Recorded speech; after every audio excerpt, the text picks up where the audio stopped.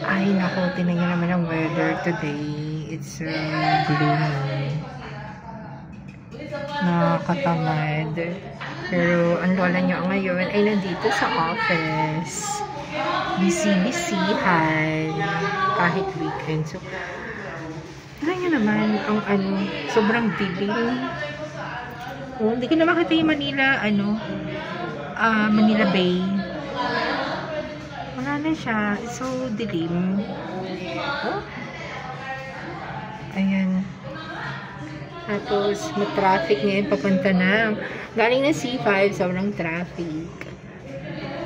And, ayan. Papunta na. Ayan yung papunta na McKinley. At saka yun. Ayan. Oh. Sobrang yung busy. At yung papunta na. Ipapunta na ng Tembo. Busy siya. Kasi ayan natin na yung traffic.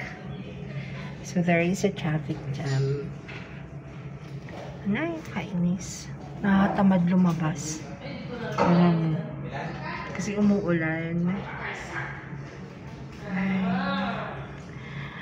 So guys, yun lang mga kabe. See you later. Mamaya ako magla-live. Bye!